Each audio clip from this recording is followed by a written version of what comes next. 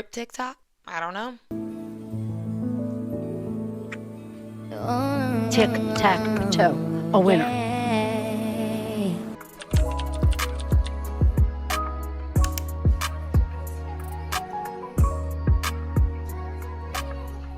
Hey guys, it's your girl Cameron and I'm back at it again with another video. And today we are going to be talking about banning TikTok and what that means for musicians, specifically in the industry. TikTok has been threatened to have the cord cut multiple times, but a lot of people call their bluff. It's not going to happen. But the US government said, I have time today. The House passed a bill to ban TikTok based on certain stipulations. We'll get into those later. This begs the question of what this will do to music consumption, production, quality, and how it will affect or shift the industry. Someone on Twitter says in loving memory of Tatiana TikTok Williams, sunset to be announced, TBA. That's crazy. But for real though, we don't know. Disclaimer, as a pop culture creator, today we are going to focus on the music aspect of things. However, it is 110% acknowledged that this is just a very small microcosm. There is a lot of other conversations to be had about this topic. Today we are going to focus though on the music aspect. Like, comment down below, and hit that subscribe button down below if you'd like to see more commentary content just like this. Not only do I do pop culture commentary, but I also sprinkle in a bit of social commentary in there as well. And without further ado, let's just get straight into the video. So I think it's important that we get a couple of facts straight on what is this potential ban. This legislation, called the Protecting Americans from Foreign Adversary Controlled Applications Act, passed 352 to 65 in the US House. But you might ask, what is this bill and what are the main stipulations and key points here? Tonight, the House overwhelmingly voting to ban TikTok, the wildly popular social media app, unless it's sold by its Chinese parent company ByteDance. Lawmakers responding to concerns, TikTok poses a national security threat and compromises the data of its 170 million American users. The FBI and top intelligence officials sounding the alarm, warning the Chinese government could use TikTok to access Americans' personal information. TikTok denies those allegations. In China, Facebook, Instagram, and YouTube are banned completely, and the version of TikTok available over there is much different from what we get here. And Biden even said that he will sign it once it goes to Senate and it's approved. He's willing and ready to sign it. So to circle this back to the artistic musician conversation, this news begs the question, are the artists shaking in their boots? Are musicians shaking in their boots? The ones who have propelled their careers and have had careers thanks to this app. It continues the saga of what will happen to TikTok artists and will their relevance outlast an app? That's $1 million question. And I get it. Artists shouldn't even really be shamed for getting in how they live and finding ways to put food on the table.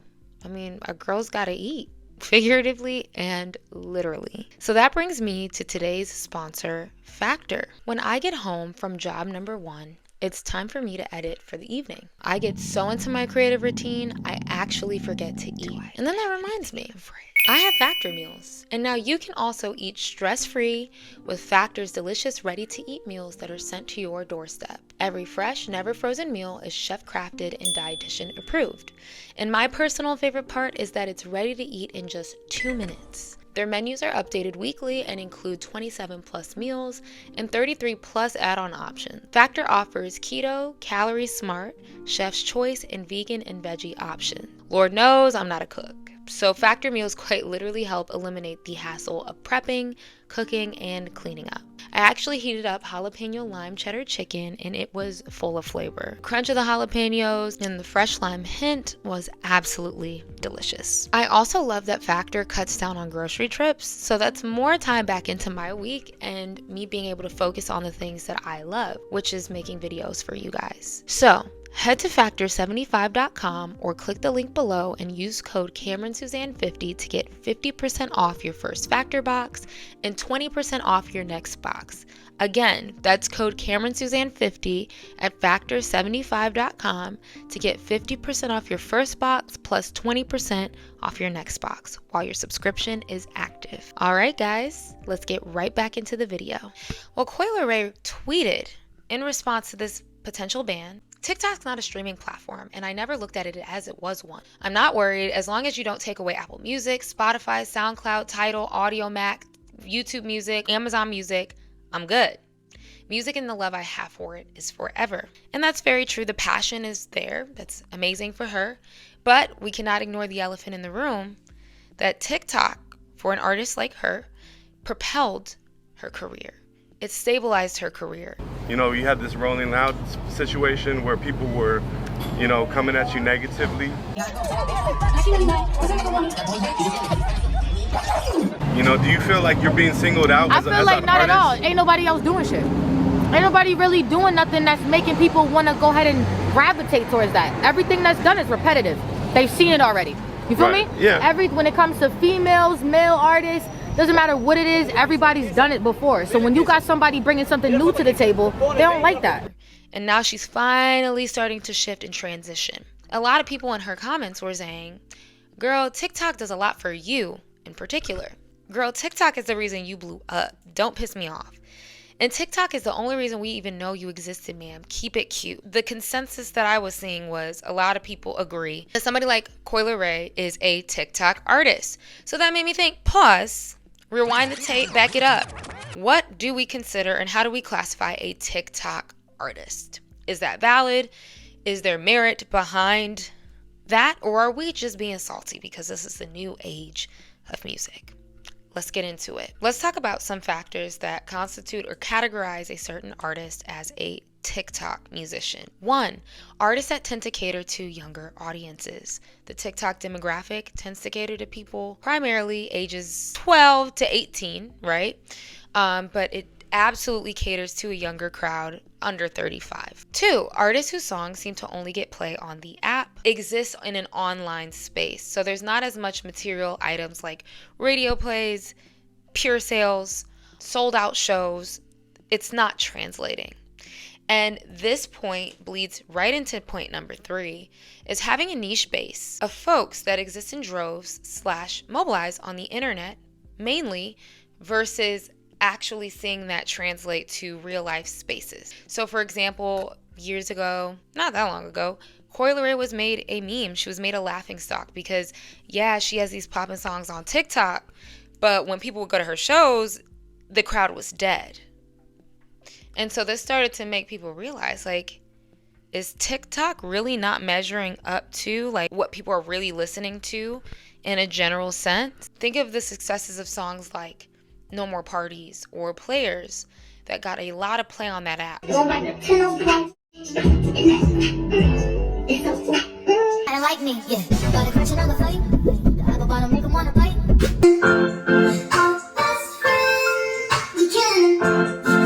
That propelled the song later into the real world or into the industry airways. They're not yet integrated with mainstream artists and stars, right? So you're still classified not as a peer.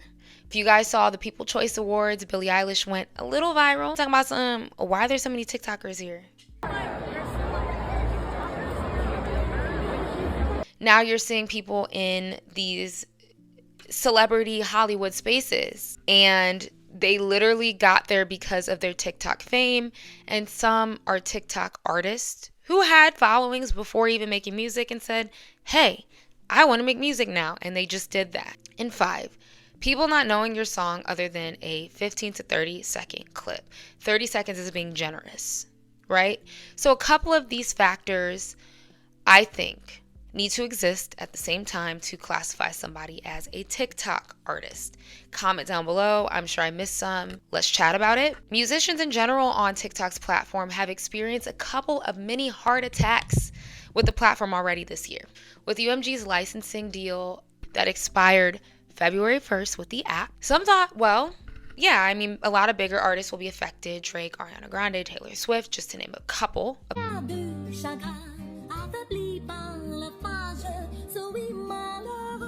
Some indie artists had this hope, well, maybe it'll benefit smaller artists like me. Because with these bigger artists' music not being centered on the platform, people need music to put to their videos.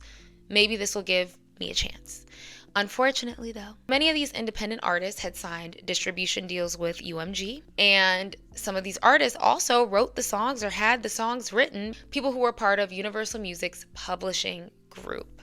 So then you had smaller artists getting screwed over with that as well, because it was all interconnected in some way, shape, or form. And with the potential ban, I know music is looked at as a microscope because out of any artistic industry, music is getting the most play and has grown the most because of that app. That brings us to, could this be negative for music? Surprisingly, I have a yes. I have a reason why I think this is detrimental to music. Because as gatekept as the industry is as we know it, this platform gave smaller musicians a chance to build a base using their creativity, humor, and intersecting their artistry with their brand, interest, etc.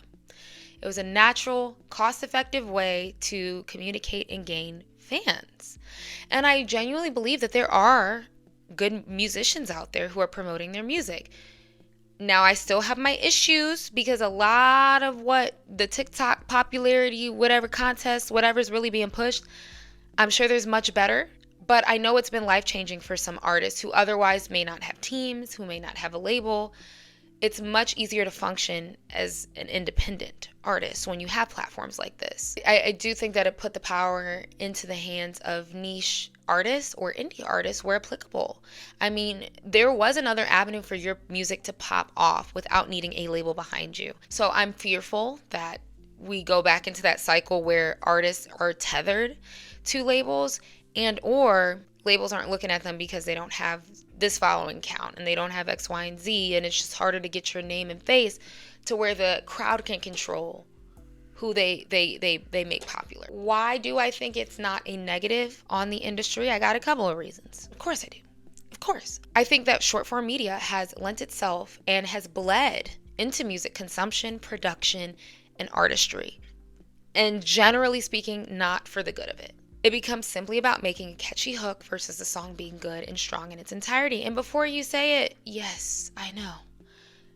For music like pop songs, a catchy hook has always been a defining factor and feature of your music popping. But the importance has been magnified times 100, right? Just because these trends operate off of 15 to 30 seconds. So naturally, artists are starting to lean to putting more effort into a certain part of the song and throwing away the rest. Do you guys know how many songs? I was like, wait, this is kind of like, this chorus ain't bad. Like, I actually kind of like this. I go to Apple Music, you go to Spotify, you look it up, you listen to it, and it's horribly lackluster. The entire song in its entirety is not good. One of the only songs that has broken that curse for me was Water by Tyla. I actually really did not like the chorus, but I loved the song. I loved the verses. I loved every other aspect of it, and I became a believer. But other than that, 9 times out of 10, the highlighted clip ain't matching the rest of the song, and I hate that. Not only catering just to the chorus, but making a song shorter. We're missing instrumentation for intros. We're losing bridges. We're losing outros. The songs don't take their time. They don't take you on a journey. I mean, if you guys listen to a lot of 70s music, just to list an example, if you listen to somebody like Luther Vandross, okay, or you listen to older R&B artists, there would be a 2 to 3 minute intro, live instrumentation to set the scene, set the stage, and to really immerse yourself in the music.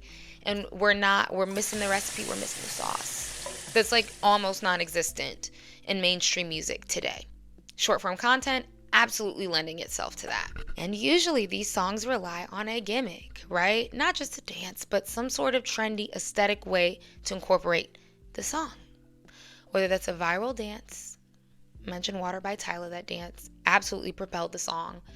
Could be a trend, like when everybody was doing Bust It, Erica Banks. Or Like You by Doja Cat, when y'all, yes, I did not forget, y'all were legit getting naked and doing a red light special. Shadow. Bro, I did not forget. I didn't forget. So you do see artists trying to create these trends, and I do think at times it feels very inauthentic in an era like this. I remember when J-Lo, not too long ago, had tried to make a little viral TikTok challenge, and nobody did it. This was probably like a year ago. It felt so forced, and more you see bigger artists, smaller artists alike, just doing everything in the book to get a viral TikTok trend, and I hate that. I can't. And I know some of you guys are going to say, well, you know, back in the 2000s, we used to do the crank that, and we had dances for every song. But that was also like a category of song. And I think that existed in its own lane, right? I don't think that the industry overwhelmingly catered to that specifically. And the way that TikTok has worked, it has people thinking so monolithically. It feels like a lot of the music pushed mainstream is overwhelmingly going to that area. And I don't think that's personally a great thing. Another negative, guys, that TikTok has contributed to when talking about music is that some people just make really like cringe, clickbaity, lyrical content songs. Like, I don't know, there was a song called like Twinkle Twinkle Little Bitch or something. Twinkle Twinkle Little Bitch. And it just felt so gimmicky. You know, you're taking this, and I'm not saying that kind of music hasn't always existed, but you're trying to make a song, cater it to a, hey, I'm not going to make the challenge, but maybe if I say this, this, and this, people are going to do this and this. It feels very, very calculated. Calculated isn't always a bad thing, but when it starts to feel forced and artistically flat, that's where I personally think it becomes a negative. And I see that a lot more. It's that fast food era of music like I discussed in my Pop is Dead video. TikTok, I hate to say it, I think it was the culprit. And lastly, something the music industry is going to have to go back to is developing artists, point blank, period. And developing actual marketing plans again. I feel like some of these labels give their artists a camera, throw them a little bit of money, get your hair done, you know, put this little outfit on and get in front of this camera. It's not giving grand. It's not giving much effort. Nothing that these folks probably can't do without a label. And hopefully we can go back to that professional development phase. I think TikTok is also a cheap way for, you know, labels to just throw their artists out there and see what sticks. So maybe marketing will come back. Stay tuned, folks. I don't know. So to wrap this video up and to put a bow on it, as someone who's never been a big fan of TikTok, I do see harm with the app personally, not just on a music level, but societally. However, I think that there's been some great things on connecting, putting out information, and circulating information. I think that's really great. But with all the negative things you say about TikTok, you could say similar things for other social media platforms that are arguably harmful as well. So this is obviously a huge blow for content creators, period, the ones who rely on the platform for income, not just musicians. And I really hope for their sake that something can be worked out, because that, you know, you never want to see people completely just lose their livelihoods or lose what's putting food on the table. But as far as the music industry, will nature restore itself? Will the birds start chirping? Will the grass get greener if TikTok ceases in the US? Will TikTok artists become obsolete? Let me know down below. I don't know what this would mean, but, you know, it is a to be continued. The sunset date is to be announced. We don't know. So, you know, rip TikTok? I don't know. I mean, we got people joking that TikTokers are about to have to go down to their local McDonald's and get an application. I just have to say, I'm not on TikTok, but I'm glad I got a college degree. I'm going to just say that.